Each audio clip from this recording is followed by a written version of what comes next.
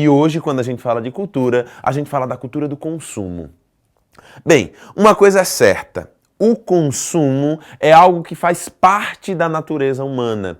É da natureza humana consumir. Desde as primeiras e mais antigas civilizações que o homem consome. Das mais antigas civilizações que o homem caça. Primeiro ele é caçador e coletor, depois ele é agricultor e pastor.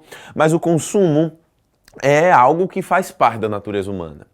Quando a gente chega no século XIX, começa a se estimular o consumismo, ou seja, o homem passa a consumir muito mais do que ele precisa. O homem passa a consumir muito mais do que de fato ele necessita.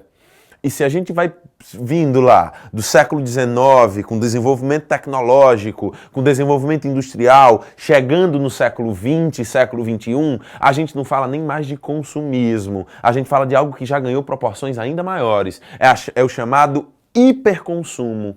E no hiperconsumo, a lógica do consumo ela fica completamente desenfreada. As pessoas consomem mas muito mais do que de fato elas necessitam. E é exatamente aí que a gente vai discutir essa questão da cultura e do consumo associado de cara à indústria cultural. Porque quando a gente fala de indústria cultural, como eu botei aqui, a gente fala da cultura que é transformada em mercadoria. A gente fala daquilo que é produzido lá na linha de produção. A gente fala da cultura que é produzida em larga escala, naquele modelo fordista, aonde se divide o trabalho para se otimizar o processo de produção.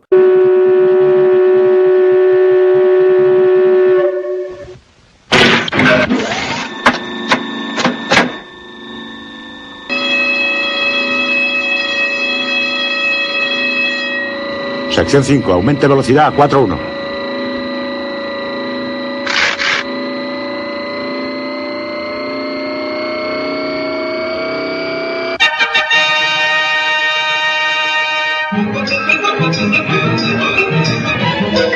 Atención, capataz. Acuda al Banco 5. Compruebe el ritmo de producción. La cadena va con retraso, Banco 5. Atención, capataz.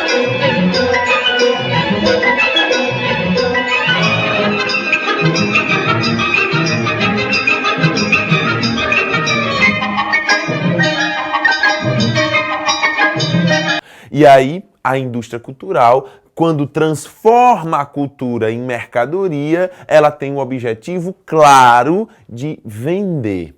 A lógica da indústria é produzir para o consumo. E quanto maior o consumo, óbvio, maior o lucro. A lógica da indústria é produzir em busca do consumo. E quando a gente fala da indústria cultural, isso não é diferente. Então, quando nós falamos de indústria do consumo, vocês sabem muito bem, para que uma mercadoria ela seja consumida, as pessoas precisam saber que ela existe.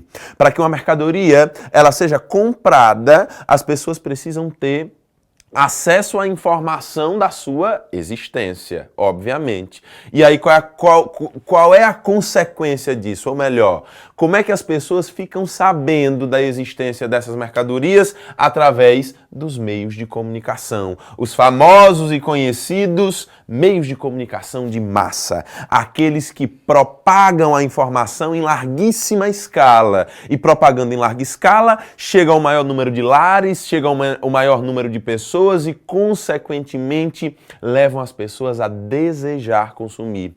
Levam as pessoas a querer comprar, a querer possuir.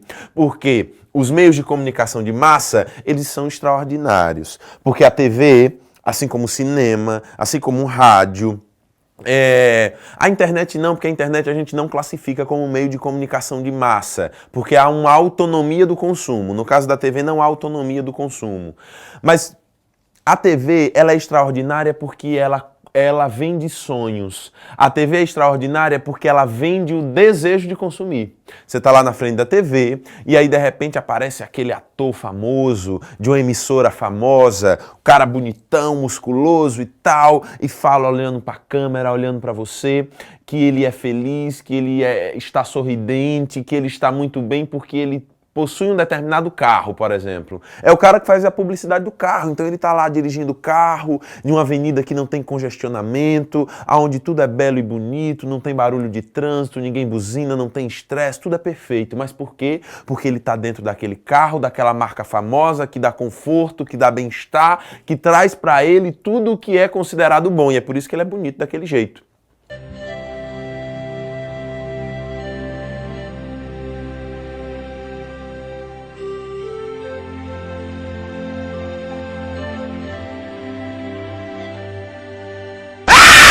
Então, os meios de comunicação de massa vendem sonhos. Os meios de comunicação de massa fazem com que você deseje consumir. Fazem com que você queira consumir e associe bem-estar e felicidade à posse daqueles objetos.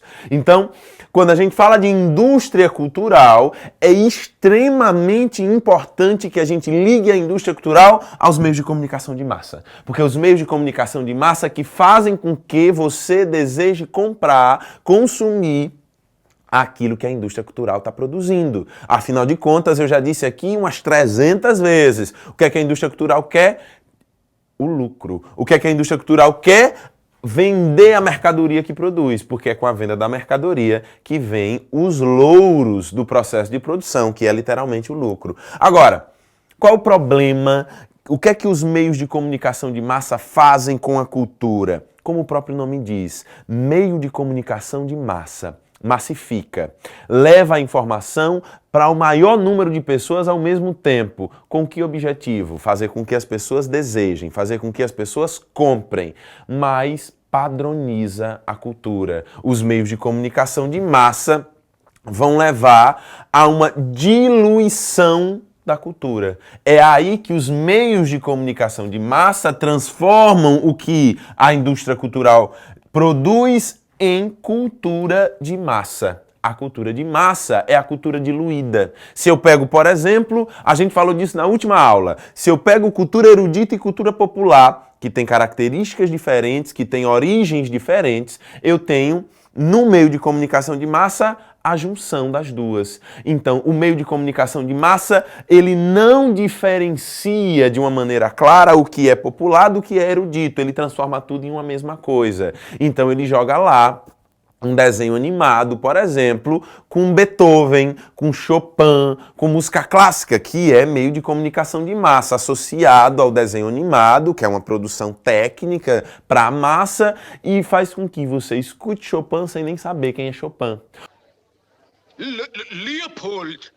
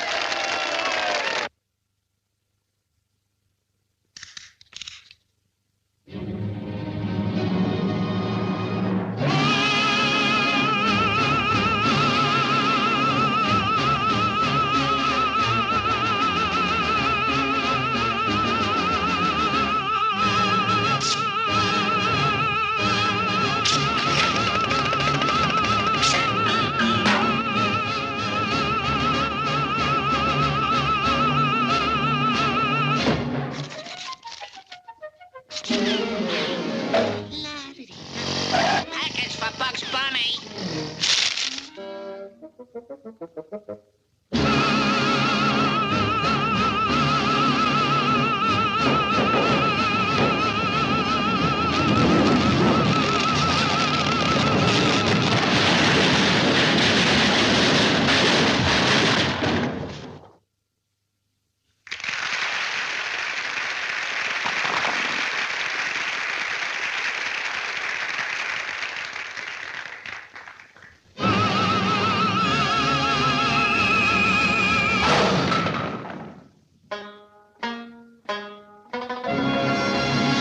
Ou jogue lá um quadro da Mona Lisa em um determinado filme, em uma determinada novela, por exemplo, jogue a Mona Lisa de Da Vinci e não leve a uma reflexão sobre a origem daquela obra de arte, os significados que ela tem, que ela é um divisor de águas na história da arte renascentista, porque ela transforma tudo na mesma coisa. Faz com que Chopin e uma determinada banda de forró, a Joelma do Calypso, por exemplo, seja a mesma coisa. Quando não é.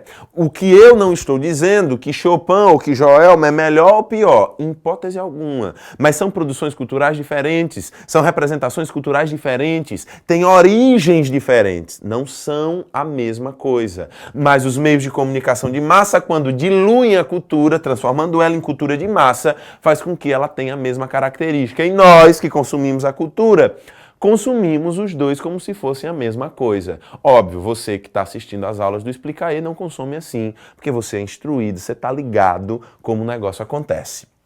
É aí que eu cito um dos grandes pensadores do século XX, que é o Walter Benjamin, um filósofo alemão da Escola de Frankfurt, um dos grandes nomes da Escola de Frankfurt. E quando o Walter Benjamin fala desse processo de diluição da cultura, ele usa a seguinte expressão, o Benjamin: a obra de arte está nesse momento no século XX vivendo a era da sua reprodutibilidade técnica. Gente, foco no conceito.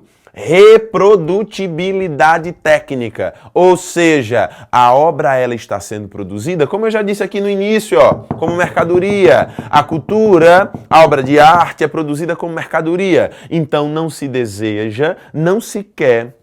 Quando está se produzindo cultura, não se deseja produzir para a instrução ou esclarecimento das pessoas. Não se deseja produzir ou não se produz a obra de arte como algo que vem como inspiração do artista. A gente vai ver que na era da reprodutibilidade técnica vai haver literalmente um divórcio entre artista e arte, onde a arte está sendo produzida com o interesse do mercado. A arte está sendo produzida para atender às necessidades do mercado. Se você pega a literatura como exemplo e pega grandes literatos do século passado, eles produziam e escreviam suas obras a partir da inspiração, a partir do contexto, das suas crises pessoais, por exemplo. Se a gente pega obras que se tornaram aí importantes textos no século XXI, principalmente para os jovens, esses textos aí um tanto sadomasoquistas, eles são produzidos com o propósito de atender a necessidade do mercado. Então a ideia é vender, é lucrar. Esse é o objetivo.